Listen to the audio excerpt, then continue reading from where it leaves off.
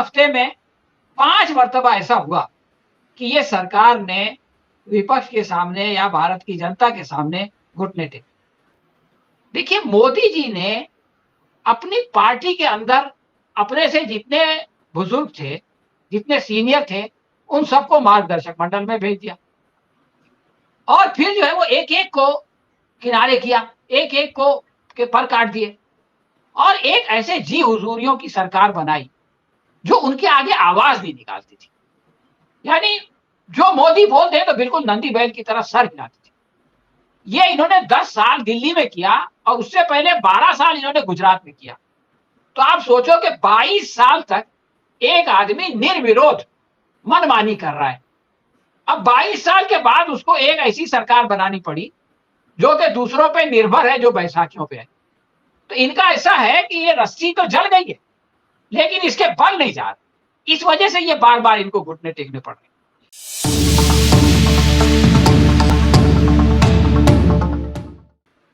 आज जो बहुजन संवाद ने जो अपने डिस्कशन का शीर्षक रखा है, वो है हर दिन विपक्ष के दबाव में झुकने को मजबूर मोदी सरकार। तो ये जो हर दिन का सिलसिला है, ये शुरू हुआ है मोदी जी के शपथ ग्रहण से, जो 10 जून को उन्होंने किया। अब आप ये देखिए कि मोदी जी ने 10 साल सरकार चलाई, यानी 3670 दिन मोदी जी प्रधानमंत्री रहे और उसके बाद उनका दोबारा शपथ ग्रहण हुआ और दोबारा शपथ ग्रहण होने के बाद कुल 70 दिन हुए हैं, यानी 10 हफ्ते हो गए। तो मैं चाहता हूं कि आप ये देखें कि पिछले 10 साल में क्या हुआ और इन 10 हफ्तों में क्या हुआ। खाली आप इन दोनों को अगर कंपेयर करके देख लें तो ये सवाल का जवाब हमको मिल जाएगा कि किस तरह से ये सरकार हर दिन जो है वो झुक रही है। देखिए, 10 हफ्ते में 5 मर्तबा ऐसा हुआ कि ये सरकार ने विपक्ष के सामने या भारत की जनता के सामने घुटने टेके। पहला इश्यू था वक्फ का। वक्फ के मामले में इन्होंने उसको जो है वो जेपीसी के हवाले किया। वो एक तरह से ठंडे बस्ते में भेज डालने की बात थी, सरकार झुकी। दूसरा मामला था लैटरल एंट्री का, जिसका अभी जिक्र हुआ है। एक इश्तिहार निकाला और सरकार ने उस इश्तिहार को कैंसिल किया। तीसरा मामला है ब्रॉडकास्टिंग एंड सर्विसेज रेगुलेशन का कैंसलेशन। ये 1 हफ्ते पहले हो गई थी बात, लेकिन इसको सरकार ने माना नहीं था। कल इन्होंने मान लिया, यानी जिन लोगों को भेजा था उनसे कहा कि आपको जो मसौदा भेजा गया है वो आप वापस कर दीजिए, हम आपको दूसरा देंगे। चौथा मामला जो बजट में था वो था लॉन्ग टर्म गेन कैपिटल का, जो प्रपोजल था हमारी वित्त मंत्री ने पेश किया था, उसको इन्होंने वापस ले लिया। और पांचवा जो ये लेने वाले हैं उसके बारे में बता दूं, हो सकता है उस वक्त आप प्रोग्राम ना करो, कि लाइफ इंश्योरेंस का जो है उसके ऊपर इन्होंने 18% जीएसटी लगा दिया और उसकी मुखालिफत जो है वो नितिन गडकरी कर रहे हैं, यानी खुद भाजपा के अंदर से उसका विरोध हो रहा है। तो भाजपा को उसके आगे झुकना ही पड़ेगा। तो आप देखिए कि 10 हफ्ते में अगर कोई सरकार 5 मर्तबा घुटने टेकती है, और वो सरकार जो 10 साल में घुटने टेकने के लिए तैयार नहीं थी। सीए एनआरसी का मामला इतना लंबा चढ़ा, हिंदुस्तान भर में जो है वो शाहीन बाग बन गए, 700 से ज्यादा। इसके बावजूद इन्होंने कोरोना के बहाने से उनको हटाया, लेकिन ये माना नहीं कि भाई जनता ये नहीं चाहती है। आप समझ लीजिए कि 7-8 असेंबली के अंदर, विधानसभा के अंदर ये पास हो गया कि हम नहीं बनाएंगे एनआरसी, फिर भी ये लोग अड़े रहे। तो ये ऐसी अड़ियल बात सरकार है। किसानों के बारे में अभी आपने बताया कि इन लोगों ने 13 महीने तक, यानी जो चल रहा था उसको इन्होंने कहा कि ये तो आंदोलन जीवी लोग हैं, यानी एक तरह से गाली देने की बात, ये खालिस्तानी लोग हैं। इस तरह से जो है उस आंदोलन को इन्होंने बदनाम करने की कोशिश की। और जब इलेक्शन सामने आ गया, उत्तर प्रदेश का इलेक्शन, इनको ये लगा कि पूरा वेस्टर्न जो उत्तर प्रदेश है, पश्चिमी उत्तर प्रदेश, वहां इनका सुपड़ा साफ हो जाएगा। तब जाके इन्होंने वो कानून वापस लिया और ये कह के नहीं वापस लिया कि हमने गलत कानून बनाया था।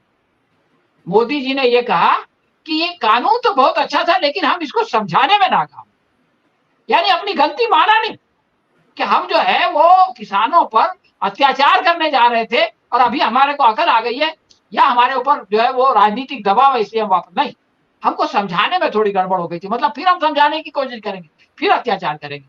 तो इतनी अड़ियल सरकार जिसने 10 साल तक ये किया, वो आखिर 5 बार क्यों झुकी, आपने ये सवाल किया था तो मैं आपको उस सवाल का पहले जवाब दूंगा और फिर 5 बार जो ये झुके हैं उसकी थोड़ी सी डिटेल बताऊंगा।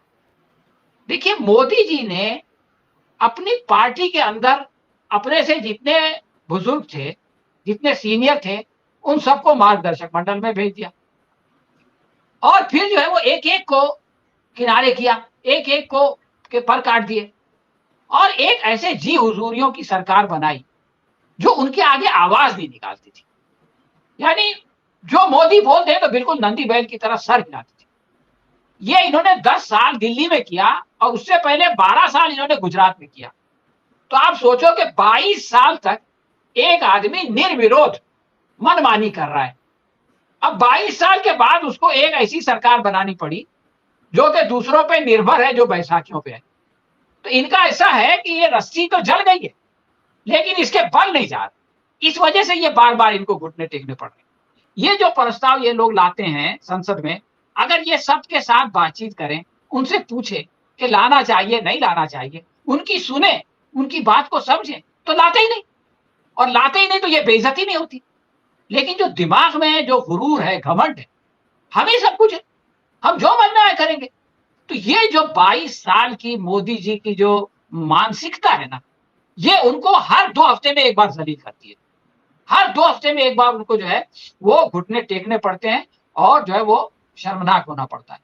अब देखिए वक्फ बोर्ड का मामला, वक्फ बोर्ड जो है वो सिंपल बात ये है कि मुसलमानों की जो आबा-ओ-अजदाद है उन्होंने अपनी चीज़ें दान की और उसका वक्फ बोर्ड है।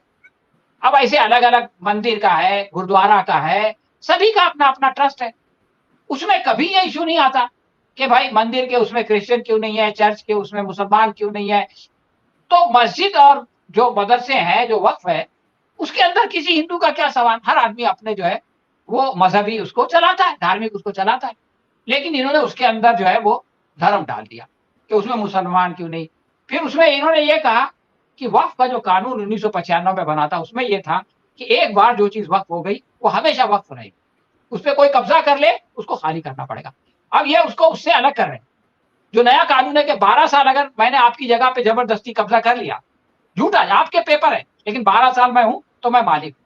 अंबानी का जो बंगला है, जो बहुत बड़ी दुनिया की, बर्तानिया की जो है मल्का एलिज़ाबेथ से बड़ा बंगला है, वो वक़्फ़ पे, उसको बचाने के लिए उन्होंने वक़्फ़ के अंदर 40 संशोधन बोल दिया। डीएम फैसला कर देगा कि ज़मीन किसकी है। डीएम कैसे फैसला करते हैं हम जानते हैं।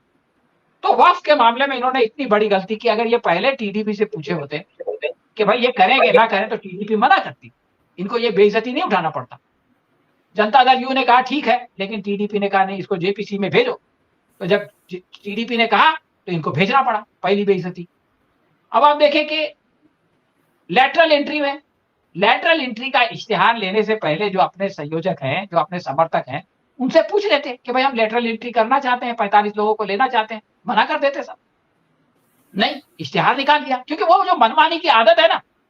उसके बाद आप देखिए कि पहली बार जनता दल यू इनके साथ थी, इस बार टीडीपी साथ में थी, लेकिन जनता दल यू ने कहा कि नहीं चलेगा। चिराग पासवान ने दोनों मर्तबा कहा। चिराग पासवान जो ये कहते थे कि मैं मोदी जी का हनुमान हूं, तो आज वही हनुमान जो है इनकी लंका जला रहा है। अभी जो डॉक्टर सुनीलम बोल रहे थे ना कि उन्होंने जिस तरह की बातें की है, तो उसमें भी जो है इनको लैटरल एंट्री के मामले में जलील होके उसको वापस लेना पड़ा। अब देखिए, इन्होंने मीडिया को खरीद लिया, मीडिया को, अखबारों को खरीद लिया इश्तिहार देके, चैनल को खरीद लिया अडानी से, अंबानी से। लेकिन सोशल मीडिया आ गया आपके जैसा, अब वो इनके कंट्रोल में नहीं आता है, उसने इनकी हवा उखाड़ दी। तो इन्होंने नया कानून लाया, ब्रॉडकास्टिंग एंड सर्विसेज रेगुलेशन। ये लाए तो थे दिसंबर में पिछले साल, लेकिन उसको बिल नहीं बना था। अब उसके बिल बनने की आखिरी तारीख है अक्टूबर, अक्टूबर तक अगर वो बिल नहीं बनेगा तो बेकार हो जाएगा। तो इन्होंने क्या किया, उसको भी वापस ले लिया। अभी इन्होंने कहा कि नहीं नहीं, हम और लोगों से विचार विमर्श करना चाहते हैं। यानी अभी अकल आ रही है कि विचार विमर्श करो, अगर डायरेक्टली लाओगे संसद में तो लोग जो है वो उसकी मुखालिफत करेंगे। चौथी चीज जो इनकी है वो बहुत खतरनाक थी, हमको इस पे डिस्कस करना चाहिए था। ये जो लॉन्ग टर्म का जो मामला था, कैपिटल गेन, इसमें इन्होंने पब्लिक को धोखा देने के लिए कहा कि पहले 20% टैक्स था, अब 12.5%, 12.5% होगा। तो लोगों को लगा ये तो बड़ी अच्छी सरकार है, हमारा टैक्स कम कर रही है। लेकिन साथ में इन्होंने ये कह दिया कि इंडेक्सेशन नहीं होगा। इंडेक्सेशन नहीं होने का मतलब यह है कि 10 साल पहले जब मोदी जी आए थे, आपने एक प्रॉपर्टी खरीदी 50 लाख रुपए की। आज आप उसको बेच रहे हैं 2 करोड़ की। तो इंडेक्सेशन में जो महँगाई बढ़ी है, उसके हिसाब से वो प्रॉपर्टी आज सवा करोड़ की है। तो आपको जो है वो 75,000 पे आपको टैक्स भरना है। अब आप 75,000 में 20% भी बढ़ते हैं तो 1.5 लाख हो गया। अब ये बोलते हैं वो इंडेक्सेशन नहीं होगा। तो अब जो 2 करोड़ का प्रॉपर्टी है उसमें से 50 लाख कम कीजिए और 12.5% बढ़िए, यानी 18.5 लाख टैक्स भरिए। आप देखिए कितनी बड़ी चोरी है। लोगों ये वो लोग से चोरी कर रहे हैं जिन्होंने इनको वोट दिया। शहर के जो लोग हैं, खुशहाल लोग हैं, उनके जो है ये लोग पैसे चुरा रहे हैं। तो इस तरह से इन्होंने वो इंडेक्सेशन को भी वापस लिया और अब लाइफ इंश्योरेंस पे जो 18% जीएसटी लगाया है, उसकी नितिन गडकरी मुखालिफत कर रहे हैं और उसमें भी इनको घुटने टेकने पड़ेंगे। तो ये सरकार बार-बार घुटने टेकने पे मजबूर हो रही है और इसलिए मजबूर हो रही है कि इनके दिमाग से घमंड अभी तक निकला नहीं है। बगैर किसी से पूछे, बगैर किसी से विचार-विमर्श किए बस अपनी मनमानी कर देते हैं और फिर जब वो संसद में आता है, तो इनके ही लोग जो इनकी सरकार के समर्थक हैं, वो इनका विरोध करते हैं और जब वो इनका विरोध करते हैं, तो फिर इनको वापस लेना पड़ता है, फिर इनको घुटने टेकना पड़ता है। बहुत-बहुत शुक्रिया।